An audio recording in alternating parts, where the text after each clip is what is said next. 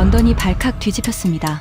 산업혁명의 발상지 영국이 처음으로 국가 경쟁력 지수에서 한국에 완전히 밀렸습니다. 2026년 6월 18일 스위스 국제경영개발대학원 IMD가 발표한 자료였습니다. 한국이 70개국 중 21위, 전년 27위에서 6계단이나 뛰어올랐습니다. 인구 5천만 명 이상, 소득 3만 달러 이상인 이른바 30-50 클럽 국가들 가운데 한국이 미국 다음으로 두 번째 자리를 차지했습니다. 영국은 그 아래였습니다. 재무부의 긴급 대책회의가 소집됐습니다. 48시간 안에 선진 경쟁국 지위 재평가 보고서를 올리라는 지시가 떨어졌습니다. 그 충격적인 전말을 지금 공개합니다. 안녕하세요. 감동라이프입니다. 오늘도 찾아와셔서 감사합니다. 시작하기 전에 구독과 좋아요를 눌러주시면 큰 힘이 됩니다. 그럼 오늘 준비한 이야기 시작하겠습니다. 제 이름은 제임스 애슈턴입니다. 영국 재무부 국가경쟁력 분석실에서 23년째 실장으로 일하고 있습니다. 세계 각국의 경쟁력 지표를 분석하고 영국의 정책 대응을 설계하는 것이 제 일입니다. 23년 동안 저는 한 가지를 의심해 본 적이 없었습니다. 영국은 산업혁명의 발상지이자 세계 금융의 중심지라는 사실이었습니다. 우리는 근대 자본주의와 산업 시스템을 만든 나라였습니다. 저는 그 전통 위에서 23년을 일했습니다. 한국은 제게 늘 성장하는 신흥국이었습니다. 반도체와 자동차를 잘 만들지만 경제 시스템의 근본적인 성숙도라는 면에서는 우리와 다른 체급이라고 저는 그렇게 믿어왔습니다. 옥스퍼드에서 경제학을 전공하던 시절부터 저는 늘 영국식 제도가 세계의 표준이라고 배웠습니다. 2016년 저는 브렉시트 이후 영국 경쟁력 회복 전략을 직접 설계한 적이 있습니다. 그 전략으로 재무부 내부 표창을 받았고 이후 국가 경쟁력 지표 분석 논의에서 제 발언이 상당한 무게를 갖게 됐습니다.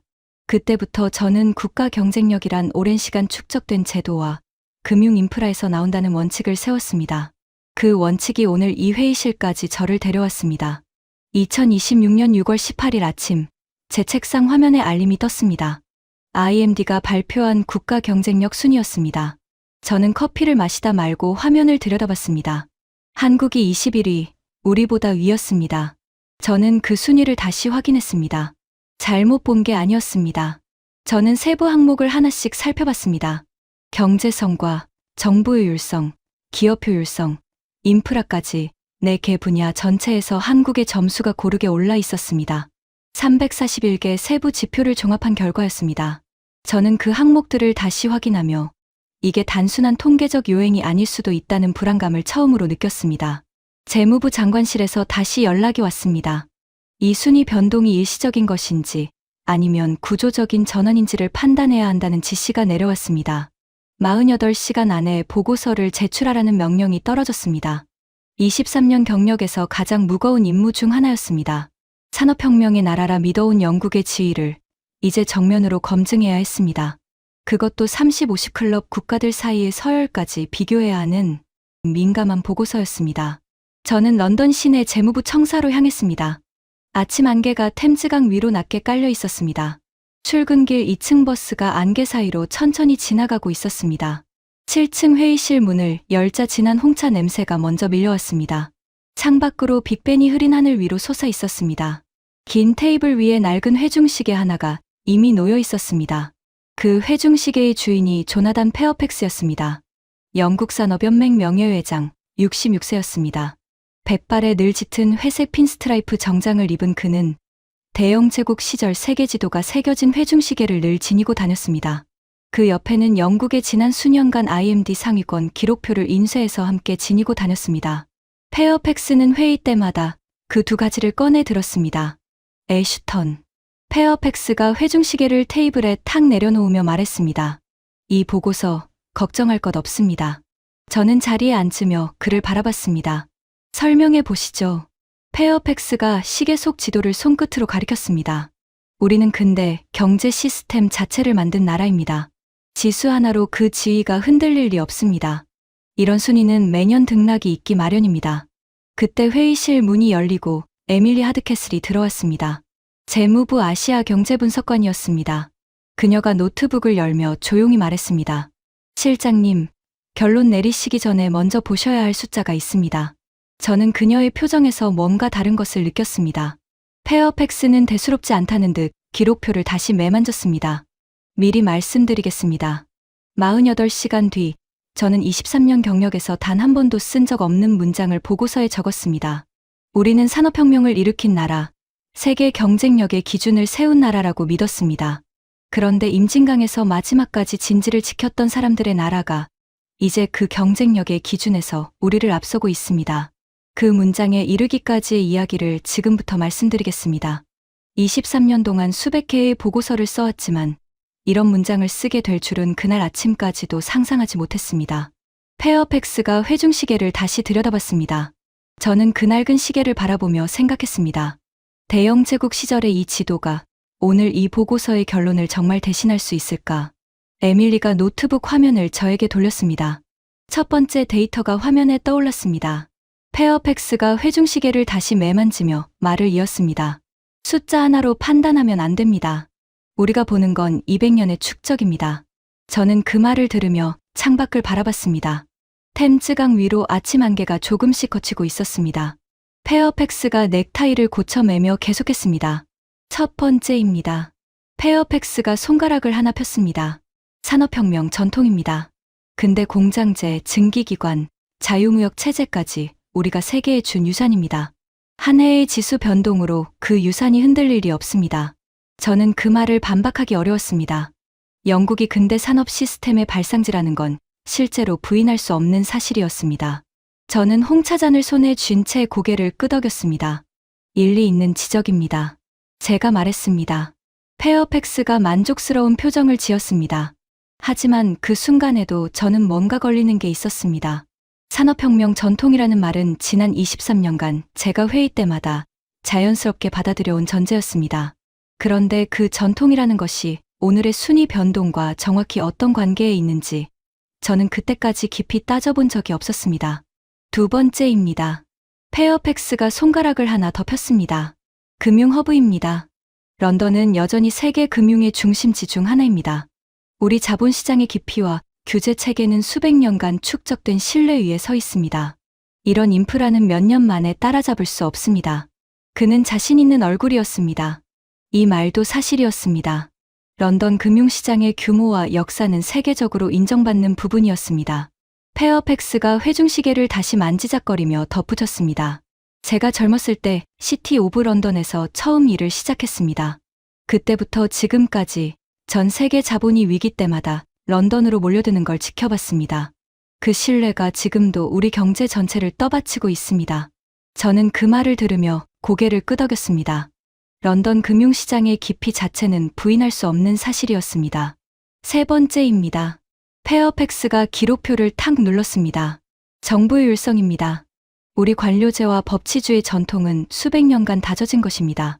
한 해 순위가 오르내린다고 그 근간이 흔들리지 않습니다. 페어팩스가 시계를 흘끗 봤습니다. 오전 9시가 넘어가고 있었습니다. 그는 자리에서 일어나 창가로 걸어갔습니다. 애쉬턴, 23년을 함께 일했습니다. 당신도 알지 않습니까? 우리는 200년 동안 이 경쟁력의 표준을 만들어 온 나라입니다. 한국이 지수 몇 계단 오른다고 해서 그 표준이 바뀌지는 않습니다. 그의 목소리에는 확신이 담겨 있었습니다. 저는 그 확신이 낯설지 않았습니다. 어제까지의 제 확신과 똑같았기 때문입니다. 저는 그 세 가지 논리를 들으며 이상한 감각을 느꼈습니다. 산업혁명 전통, 금융허브, 정부의 율성. 23년 동안 제가 해온 생각과 정확히 같았습니다. 저도 같은 말을 회의에서 해왔습니다. 그런데 오늘은 왜인지 그 논리가 완결된 것처럼 들리지 않았습니다. 뭔가가 빠진 느낌이었습니다. 에밀리가 노트북 화면을 저에게 보여주려다 멈췄습니다. 그녀는 페어팩스의 말이 끝나기를 기다리고 있었습니다. 30대 중반인데도 이 회의실에서 그녀는 늘 가장 조용한 사람이었습니다. 그런데 오늘 그녀의 손끝이 노트북 트랙패드 위에서 미세하게 움직이고 있었습니다. 뭔가를 말하고 싶어 하는 사람의 몸짓이었습니다. 페어팩스 회장님, 저는 그를 바라보며 물었습니다. 당신이 말한 세 가지, 산업혁명 전통, 금융허브, 정부의 율성, 전부 23년 동안 제가 해온 말입니다. 그런데 에밀리가 열려는 화면에 그 세 가지가 반박된다면 어떻게 하겠습니까? 페어팩스가 회중시계를 손에 쥔 채 말했습니다.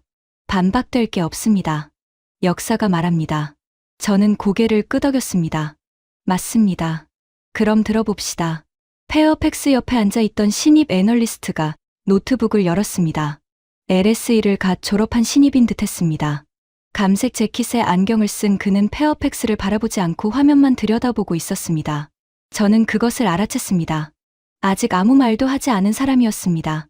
그런데 그 사람이 어느 순간 말을 할 것이라는 걸 저는 23년 경력으로 알고 있었습니다. 데이터가 그를 움직이고 있었습니다. 저는 에밀리를 바라봤습니다. 에밀리, 방금 페어팩스 회장이 한 3가지 주장 중 하나라도 자신 있게 반박할 수 있습니까? 에밀리가 잠시 침묵했습니다. 저는 그 침묵을 세고 있었습니다. 3초, 4초, 5초. 그리고 그녀가 고개를 들었습니다. 3가지 전부입니다, 실장님. 회의실 공기가 살짝 달라졌습니다. 페어팩스가 회중시계에서 손을 떼며 그녀를 바라봤습니다.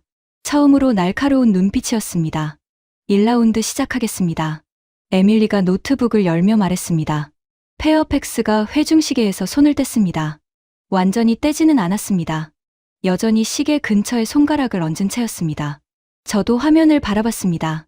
그때까지 저는 페어팩스의 논리가 맞을 거라고 생각하고 있었습니다. 그 생각이 바뀌기까지 오래 걸리지 않았습니다. 저는 잠깐 창밖을 바라봤습니다. 템즈강 위로 아침 햇살이 퍼지고 있었습니다. 저는 홍차를 한 모금 마시며 생각했습니다. 페어팩스의 논리가 맞는다면 이 보고서는 쉽게 쓸 수 있었습니다. 산업혁명 전통, 금융허브, 정부 효율성. 장관실에 올리기 좋은 결론이었습니다. 그런데 에밀리가 열려는 화면이 그 결론을 흔들 것 같았습니다.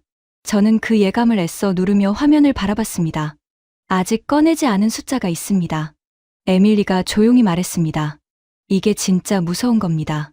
저는 그 말에서 뭔가를 느꼈습니다. 한국의 순위 상승 규모보다 더 무서운 게 있다는 뜻이었습니다. 저는 화면을 바라보며 이 보고서의 결론이 어디로 향할지를 처음으로 느끼기 시작했습니다. 23년 경력으로도 예측할 수 없는 방향이었습니다. 1라운드입니다. 에밀리가 화면을 열었습니다.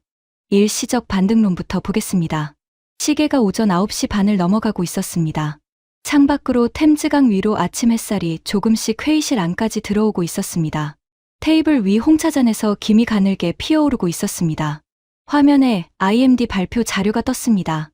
페어팩스 회장님, 한국의 2024년 순위가 몇 위였는지 아십니까? 페어팩스가 회중시계를 손에 쥔 채 말했습니다. 정확한 순위까지는 모릅니다. 에밀리가 화면을 넘겼습니다. 20위였습니다. 올해와 거의 같은 수준입니다. 2025년 27위는 오히려 예외적인 하락이었습니다. 페어팩스가 말했습니다. 그럼 2025년 하락이야말로 진짜 실력 아닙니까? 에밀리가 고개를 끄덕였습니다. 일리 있는 지적입니다. 그런데 2025년 하락의 원인이 무엇이었는지 아십니까? 페어팩스가 잠깐 멈췄습니다. 정치적 불안정이었다고 들었습니다. 에밀리가 화면을 넘겼습니다. 맞습니다. 비상계엄 사태의 여파였습니다. 그 일시적 정치 충격이 지나가자 곧바로 2024년 수준으로 돌아왔습니다. 이게 바로 실력이 일시적으로 흔들렸다가 회복됐다는 증거입니다. 페어팩스가 순위 그래프를 손끝으로 짚으며 물었습니다. 2024년 수준으로 돌아온 것과 그 이상으로 오른 것은 다른 이야기 아닙니까? 에밀리가 고개를 끄덕였습니다. 정확한 지적입니다. 실제로 2024년 20위보다 올해 21위는 근소하게 낮습니다. 그런데 중요한 건 절대 순위가 아니라 회복의 속도와 폭입니다. 정치적 충격에서 이 정도 속도로 반등한 사례는 흔치 않습니다. 페어팩스가 그래프를 한참 들여다봤습니다. 페어팩스가 잠깐 말을 멈췄습니다. 저는 그 침묵을 카운트했습니다. 1초, 2초, 3초. 페어팩스가 3초 이상 침묵하는 건 이 회의에서 처음이었습니다. 정치적 요인 하나로 설명하기엔 상승폭이 큽니다. 그가 말했습니다. 목소리에서 아까의 확신이 조금 빠져 있었습니다. 에밀리가 계속했습니다. 정확히 보셨습니다. 6단계 상승은 2000년, 2024년에 이어 역대 3번째로 큰 폭입니다. 단순한 반등이라기엔 상승 속도 자체가 이례적입니다. 저는 그 숫자를 들으며 생각했습니다. 일시적 반등이라면 원래 수준으로 돌아가는 정도에서 그쳐야 정상이었습니다. 그런데 역대 3번째로 큰 상승폭을 기록했습니다. 이건 단순 회복이 아니라 뭔가 추가적인 동력이 있다는 신호였습니다. 저는 그 생각이 스치는 순간 처음으로 페어팩스의 논리에서 빠진 것이 보이기 시작했습니다. 23년 동안 경쟁력 지표를 검토해온 감각으로도 이 정도의 회복 속도는 흔히 보는 패턴이 아니었습니다. 1라운드 마무리하겠습니다. 에밀리가 말했습니다. 일시적 반등론은 반박됐습니다. 역대 세 번째로 큰 상승폭입니다. 페어팩스가 회중시계에서 손을 뗐습니다. 조용히, 세게 누르지 않고 저는 그 동작을 바라봤습니다. 오늘 처음 있는 변화였습니다. 신입 애널리스트가 구석에서 처음으로 입을 열었습니다. 회장님, 저도 한 가지 말씀드리겠습니다. 저희 내부 모델로 다시 돌려봤는데 이 정도 상승폭이 단순 정치적 반등으로 설명될 확률은 매우 낮게 나옵니다. 오히려 정치적 충격을 흡수하고도 남는 구조적 개선이 있었다는 게 더 설득력 있는 해석입니다. 페어팩스가 그를 바라봤습니다. 이번엔 날카롭게 바라보지 않았습니다. 그냥 들었습니다. 2라운드입니다. 에밀리가 말했습니다. 설문 비중 왜곡이라는 이야기를 하겠습니다. 페어팩스가 몸을 앞으로 기울였습니다. 맞습니다. 이게 핵심입니다. IMD 지수는 설문조사 비중이 상당합니다. 한국 내 설문 응답자들의 주관적 평가가 실제보다 후하게 나왔을 가능성이 있습니다. 그의 목소리에 다시 힘이 들어갔습니다. 에밀리가 고개를 끄덕였습니다. 맞습니다. 설문 비중이 있는 건 사실입니다. 그런데 페어팩스 회장님, 341개 세부 지표 중 통계 지표와 설문 지표의 비중이 각각 얼마인지 아십니까? 페어팩스가 잠깐 멈췄습니다. 정확한 비율까지는 모릅니다. 에밀리가 화면을 넘겼습니다. 통계 지표가 170개, 설문 지표가 92개입니다. 나머지는 참고 지표입니다. 통계 지표가 설문 지표보다 많습니다. 페어팩스가 지표 구성표를 손끝으로 짚으며 물었습니다. 그래도 설문 지표가 92개나 됩니다. 에밀리가 다음 화면을 열었습니다. 맞습니다. 적지 않은 비중입니다. 그런데 한국 내 응답률이 낮았다는 지적이 오히려 있었습니다. 응답률이 낮으면 설문 결과의 영향력은 더 제한적입니다. 오히려 통계 지표의 개선이 순위 상승을 주도했다고 보는 게 합리적입니다. 페어팩스가 잠시 화면에서 시선을 떼지 못했습니다. 그래도 설문 비중이 결과에 영향을 줄 수 있습니다. 페어팩스가 시도했습니다. 목소리에 힘이 빠져 있었습니다. 에밀리가 고개를 저었습니다. 맞습니다. 영향을 줄 수 있습니다. 그런데 4대 분야, 경제 성과와 정부 효율성과 기업 효율성과 인프라 전부에서 고르게 순위가 상승했습니다. 설문 응답 편향 하나로 4개 분야 전체가 동시에 좋게 나오기는 어렵습니다. 회의실이 조용해졌습니다. 저는 그 대비가 핵심을 찌른다는 걸 알았습니다. 설문 비중이 결과를 왜곡했다면 특정 분야만 유독 좋게 나와야 정상이었습니다. 그런데 4개 분야 전체가 고르게 상승했습니다. 저는 그 사실을 오늘 처음으로 다른 각도에서 보고 있었습니다. 두 번째 숫자를 보겠습니다. 에밀리가 말했습니다. 기업 효율성 분야의 세부 상승폭도 확인하시겠습니까? 페어팩스가 대답하지 않았습니다. 저는 그 침묵을 세고 있었습니다. 4초, 5초. 기업 효율성이 10단계 상승했습니다. 에밀리가 말했습니다. 페어팩스 회장님, 이건 통계 지표 위주의 분야입니다. 설문 편향으로 설명하기 어려운 상승폭입니다. 신입 애널리스트가 조용히 끼어들었습니다. 회장님, 저희가 참고한 세부 항목을 다시 봤는데 생산성, 노동시장, 금융 접근성 지표가 전부 개선됐습니다. 특정 항목 하나가 아니라 기업 효율성 전 영역에서 고르게 나타난 상승입니다. 페어팩스가 그를 바라봤습니다. 반박하려다 멈췄습니다. 전 영역 동반 상승이라는 사실은 설문 왜곡문으로는 설명되지 않는 부분이었습니다. 페어팩스의 손이 회중시계 위에서 멈췄습니다. 두 번째였습니다. 저는 잠깐 창밖을 바라봤습니다. 템즈강 위로 아침이 완전히 밝아 있었습니다. 저는 처음으로 이 숫자들이 설명 가능한 왜곡이 아니라는 생각을 했습니다. 페어팩스가 지니고 다니는 회중시계가 이제 낡은 장식품처럼 보이기 시작했습니다.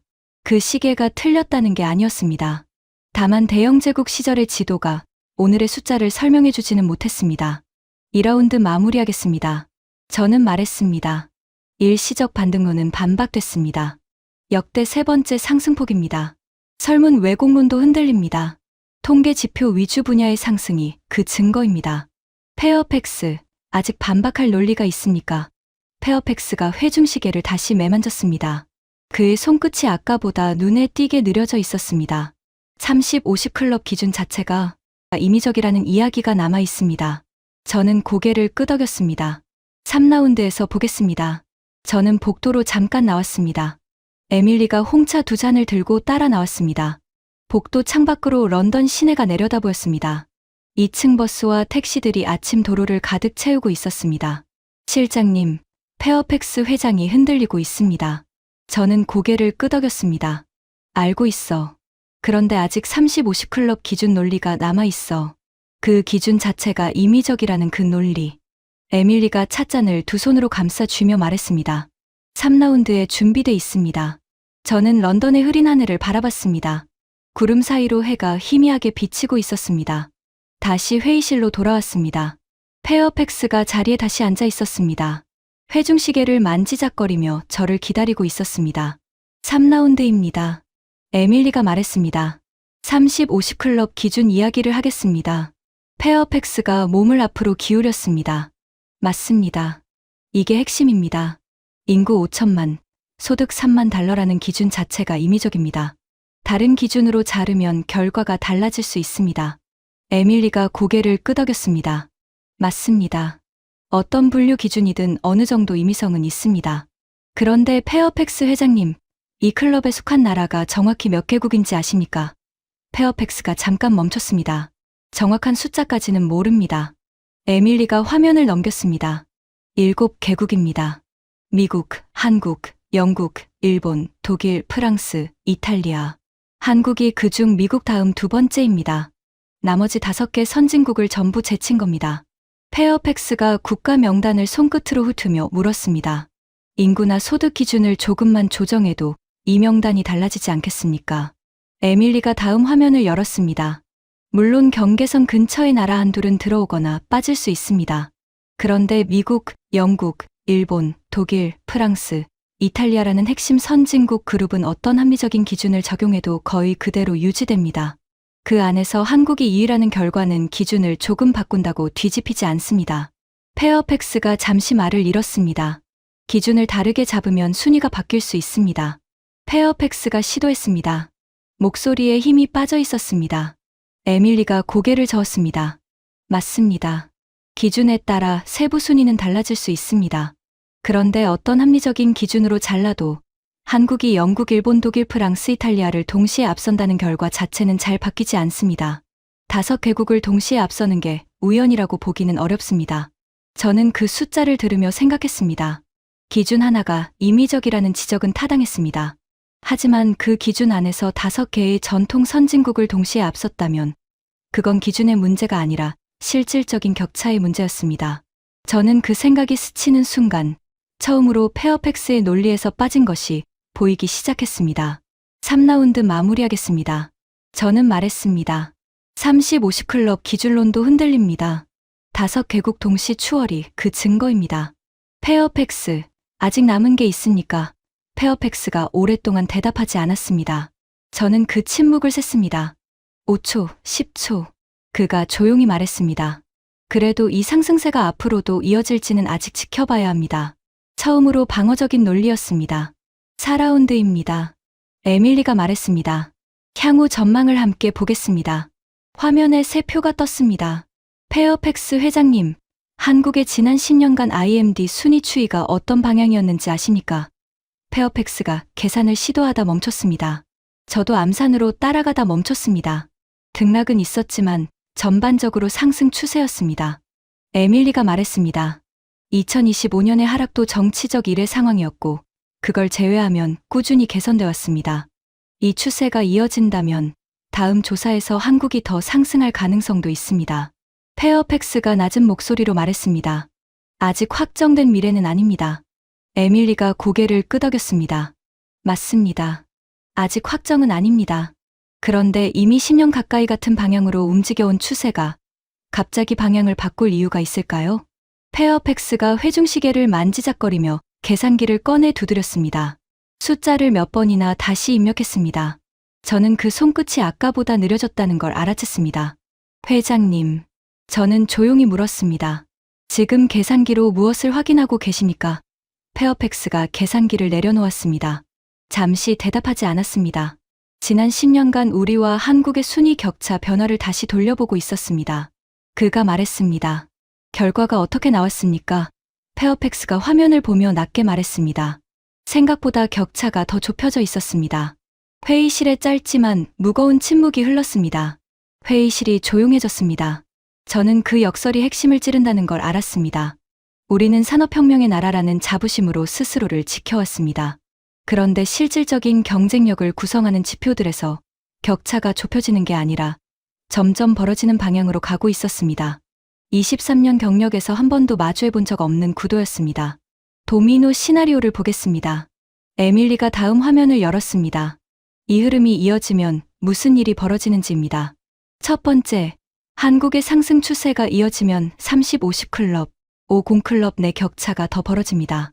두 번째, 우리가 산업혁명의 나라라는 지위를 당연하게 여겨온 프레임을 이제 경쟁 구도로 재정의해야 합니다. 우리의 경쟁력 전략 전체를 다시 짜야 한다는 뜻입니다. 페어팩스가 조용히 물었습니다. 세 번째는 없습니까? 에밀리가 그를 바라봤습니다. 예상치 못한 질문이었습니다. 세 번째는 우리에게 달려 있습니다. 그녀가 말했습니다.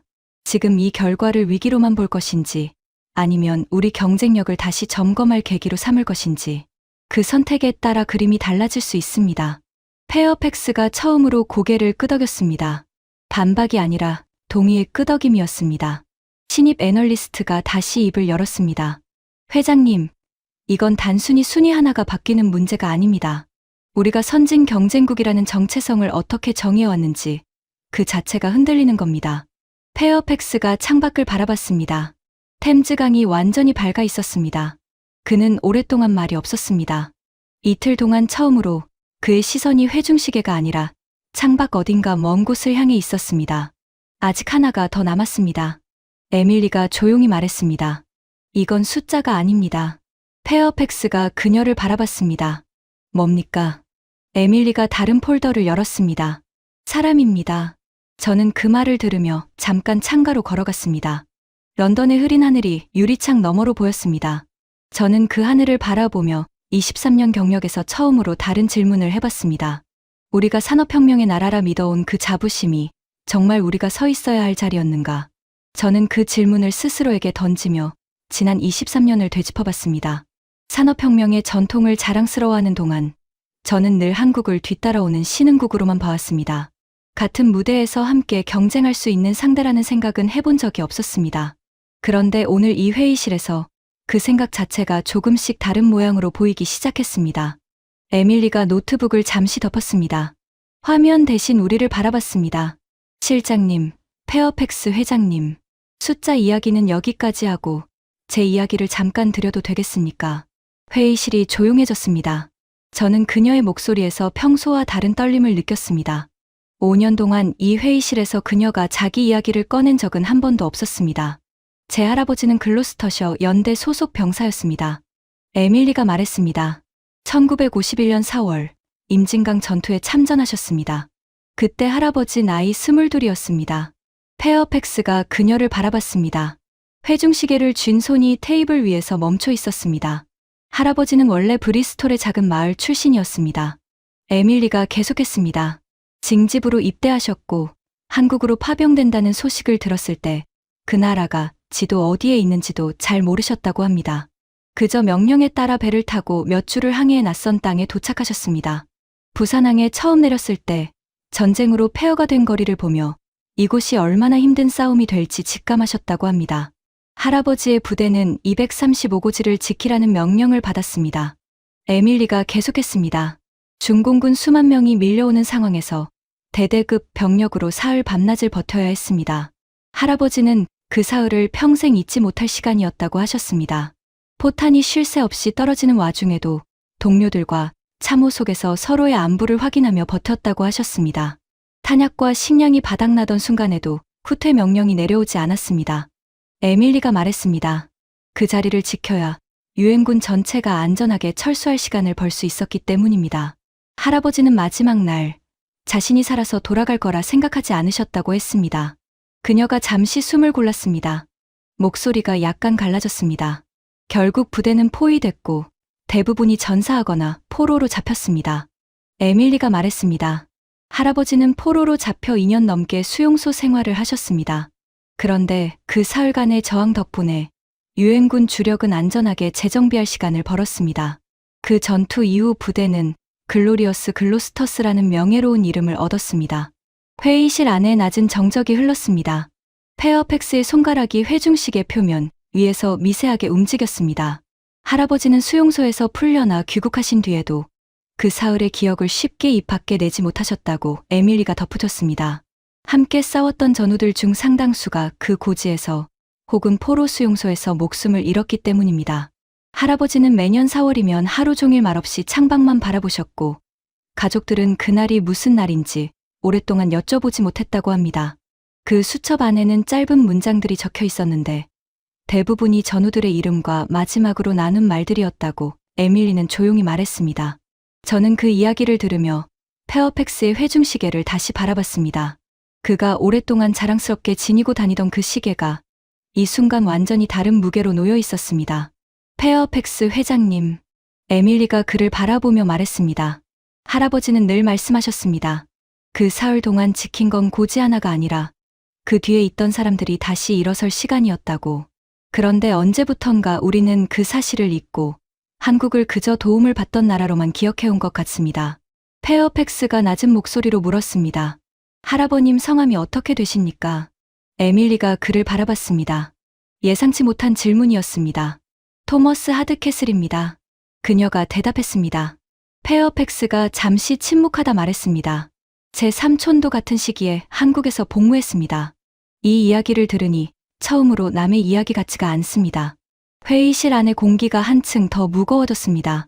페어팩스가 회중시계를 손에서 완전히 내려놓았습니다. 처음이었습니다.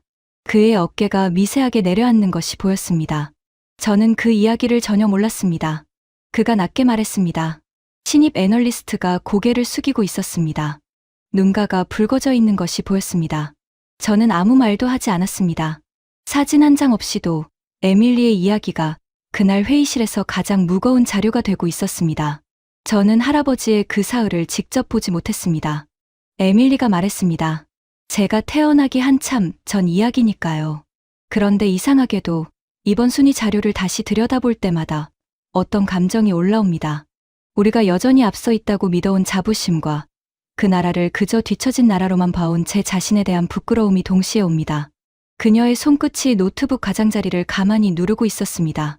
3년 전 할아버지가 돌아가시고 나서야 에밀리는 유품 상자에서 235고지 전투 당시의 낡은 수첩을 발견했다고 덧붙였습니다. 저는 창밖을 바라봤습니다. 런던의 하늘이 조금씩 맑아지고 있었습니다. 저는 처음으로 다른 생각을 했습니다. 23년 동안 저는 국가 경쟁력을 오랜 제도와 산업 전통에서만 찾아왔습니다. 그런데 그 전통의 뿌리에 235고지에서 사흘을 버텨낸 사람들의 선택이 있었다는 사실을 저는 오늘 처음으로 실감했습니다. 에밀리의 이야기가 그 사실을 조용히 가리키고 있었습니다. 국가의 경쟁력이라는 것도 결국 위기의 순간에 어떤 선택을 하는가에서 갈린다는 걸 저는 오늘 처음으로 깨달았습니다. 페어팩스 회장님, 저는 조용히 말했습니다. 지금까지 나온 것을 정리하겠습니다. 일시적 반등론 반박됐습니다. 역대 세 번째 상승폭입니다. 설문 왜곡론도 흔들립니다. 30, 50 클럽 기준론도 5개국 동시 추월 앞에서 흔들립니다. 향후 격차 확대 가능성도 확인했습니다. 그리고 오늘 이 숫자들 뒤에 235고지를 지킨 사람들의 이야기가 있었다는 것도 알게 됐습니다. 이 중에 하나라도 반박할 게 있습니까? 페어팩스가 오랫동안 대답하지 않았습니다. 회중시계가 테이블 위에 그대로 놓여 있었습니다. 손이 가지 않았습니다. 페어팩스가 2분 동안 말이 없었습니다. 회중시계가 테이블 위에 그대로 놓여 있었습니다. 회의실에는 에어컨 소리만 낮게 울렸습니다. 창밖으로 템즈강의 정오 햇살이 유리창을 통해 길게 들어오고 있었습니다. 멀리 빅벤이 그 햇살 아래 조용히 서 있었습니다. 관광객들의 사진 찍는 모습이 멀리 다리 위로 보였습니다. 저는 기다렸습니다. 에밀리도 기다렸습니다. 신입 애널리스트도 마찬가지였습니다. 이 침묵을 먼저 깨서는 안 됐습니다. 페어팩스 스스로 깨야 했습니다. 23년, 아니 산업연맹에서 쌓아온 경력까지 합치면 그 이상 쌓아온 논리가 무너지는 사람에게는 스스로 결론에 도달할 시간이 필요했습니다. 신입 애널리스트가 먼저 입을 열었습니다. 회장님, 페어팩스가 그를 바라봤습니다. 저는 보고서를 따로 쓰겠습니다. 이건 일시적 반등이 아닙니다. 구조적 전환입니다. 그렇게 올리겠습니다. 페어팩스가 아무 말도 하지 않았습니다. 반박하지도 않았습니다. 그것이 이 회의에서 처음 있는 일이었습니다. 페어팩스가 천천히 회중시계를 집어들었습니다. 그리고 조용히 손바닥 위에 올려놓고 오랫동안 들여다봤습니다. 오래된 금속 뚜껑에 잔음집이 여러 겹나 있었습니다. 수십 년 동안 지니고 다닌 흔적이었습니다. 그가 손끝으로 시계 속 세계지도를 천천히 쓸어봤습니다. 애슈턴. 그가 말했습니다. 목소리가 아까와 달랐습니다. 내가 틀렸습니다. 그 말이 회의실 안에서 조용히 울렸습니다. 이 순위 변동을 일시적이라고 설명하고 싶었습니다. 그게 제가 오랫동안 지켜온 프레임이었으니까요. 그런데 오늘 나온 숫자들이, 그리고 에밀리의 이야기가 그 프레임을 더는 쓰지 못하게 합니다. 저는 아무 말도 하지 않았습니다. 창밖으로 템즈강의 정오가 가까워지고 있었습니다. 페어팩스가 자리에서 일어나 창가로 걸어갔습니다. 23년 동안 이 회의실에서 그가 창가로 먼저 걸어간 적은 없었습니다. 늘 자리에 앉아 상대를 바라보는 쪽이었습니다. 오늘은 달랐습니다. 그는 등을 돌린 채 한참 서 있었습니다. 저는 이 시계를 오랫동안 자랑스럽게 지니고 다녔습니다. 페어팩스가 등을 돌린 채 말했습니다. 우리가 세계 질서를 만든 나라라는 증거라고 생각했습니다. 그런데 오늘 처음으로 그 지위가 영원한 소유가 아니라 계속 지켜내야 하는 것일 수도 있다는 생각이 듭니다. 그리고 235고지에서 사흘을 버텨낸 사람들이 있었다는 것도요. 저는 그 말을 들으며 처음으로 페어팩스가 옳다고 생각했습니다. 그가 다시 자리로 돌아와 앉았습니다. 23년 동안 봐온 그의 얼굴이었지만 오늘은 처음 보는 표정이었습니다. 제 아버지가 저한테 늘 말씀하셨습니다. 페어팩스가 말했습니다. 해가 지지 않는 나라라고. 저는 그 말을 평생 자부심으로 삼고 살았습니다. 그런데 오늘 그 자부심이 계속 갱신되지 않으면 그저 과거형이 될 수도 있다는 걸 처음으로 다시 생각하게 됐습니다. 그의 목소리는 낮았지만 흔들리지 않았습니다. 페어팩스가 잠시 창밖을 바라보다 다시 말을 이었습니다. 제가 산업연맹에 처음 들어왔을 때 선배들이 늘 하던 말이 있었습니다. 우리는 세계가 따라와야 할 표준이라고. 그 말에 저는 평생 자부심을 느끼며 살았습니다. 그런데 에밀리의 할아버님 이야기를 듣고 보니 표준이라는 것도 결국 누군가 목숨을 걸고 지켜낸 자리 위에서 만들어지는 것이었다는 걸 깨달았습니다. 어쩌면 저는 그 무게를 너무 쉽게 당연시해왔는지도 모릅니다. 신입 애널리스트가 고개를 끄덕이며 조용히 그를 바라봤습니다. 저는 보고서 결론을 열었습니다. 타이핑하기 시작했습니다. 2026년 한국 IMD 국가 경쟁력 순위 상승 원인 분석 및 대응 전략. 첫 줄 결론을 썼습니다. 이번 순위 상승은 일시적 정치 반등이 아닌 경제성과 정부 효율성, 기업 효율성, 인프라 4대 분야의 고른 개선에 따른 구조적 결과임. 35시 클럽 내 5개 선진국 동시 추월은 우연이 아닌 실질적 경쟁력 격차의 반영. 경쟁력 전략의 근본적 재검토 필요. 타이핑을 멈추고 잠시 화면을 바라봤습니다. 23년 동안 수백 개의 보고서를 써왔지만 오늘처럼 손이 무겁게 느껴진 적은 없었습니다. 그리고 마지막 줄을 썼습니다. 우리는 산업혁명을 일으킨 나라, 세계 경쟁력의 기준을 세운 나라라고 믿었습니다. 그런데 임진강에서 마지막까지 진지를 지켰던 사람들의 나라가 이제 그 경쟁력의 기준에서 우리를 앞서고 있습니다. 페어팩스가 화면을 읽었습니다. 마지막 줄은 보고서 문체가 아닙니다. 저는 고개를 끄덕였습니다. 맞습니다. 그런데 틀린 말도 아닙니다. 페어팩스가 잠시 생각하더니 말했습니다. 남겨두십시오. 그는 창가에서 돌아서며 에밀리를 바라봤습니다. 고맙습니다. 그가 말했습니다. 짧은 두 마디였지만 23년 동안 함께 일한 제가 처음 듣는 종류의 말이었습니다. 에밀리가 긴 숨을 내쉬었습니다. 저는 그녀를 바라봤습니다. 잘했습니다. 제가 말했습니다. 할아버님 관련 자료가 있으면 저희 아카이브에도 남겨주세요. 그녀가 잠깐 멈추더니 고개를 끄덕였습니다. 네, 그렇게 할게요. 그녀의 목소리가 약간 떨렸습니다. 저는 보고서 저장 버튼을 눌렀습니다. 재무부 장관실 제출용 파일이 완성됐습니다. 48시간 중 아직 20시간이 남아 있었습니다. 에밀리가 복도로 나가 전화를 거는 모습이 회의실 유리문 너머로 보였습니다. 잠시 후 돌아온 그녀가 말했습니다. 어머니가 한참 말씀이 없으셨어요. 5년 만에 처음으로 제가 할아버지 이야기를 회의에서 꺼냈다고요. 저는 그 말을 들으며 잠깐 눈을 감았습니다. 페어팩스가 가방을 챙기며 문 앞에서 멈췄습니다. 돌아보며 말했습니다. 애쉬턴, 이번 보고서 제목이 뭡니까? 저는 화면을 보며 말했습니다. 한국 IMD 국가 경쟁력 순위 상승. 우리의 선택. 페어팩스가 고개를 끄덕이며 회의실을 나갔습니다. 문이 닫혔습니다. 회중시계는 이번엔 테이블 위에 남겨지지 않았습니다. 그는 그 시계를 가지고 나갔습니다. 저는 그 모습이 어쩐지 다행스럽게 느껴졌습니다. 그날 저녁 저는 템즈 강변으로 걸어갔습니다. 23년 동안 수백 번 지나쳤던 길이었지만 오늘은 다른 마음으로 그 길을 걸었습니다. 사무실을 나서기 전 라디오에서는 저녁 뉴스가 흘러나오고 있었습니다. 오늘 재무부 장관실에 제출된 재평가 보고서 이야기가 짧게 언급됐습니다. 저는 그 소리를 들으며 잠깐 걸음을 멈췄다가 다시 강변 쪽으로 향했습니다. 템즈 강변에서 바라본 런던 시내가 노을빛을 받아 붉게 물들어 있었습니다. 국회의사당의 실루엣이 저녁 하늘 아래 서 있었습니다. 강 위로 유람선 한 척이 불빛을 밝힌 채 천천히 지나가고 있었습니다. 갈매기 몇 마리가 낮게 날며 강물 위를 스쳤습니다. 저녁 산책을 나온 사람들이 강변 다리를 오가고 있었습니다. 저는 강변 벤치에 잠시 앉았습니다.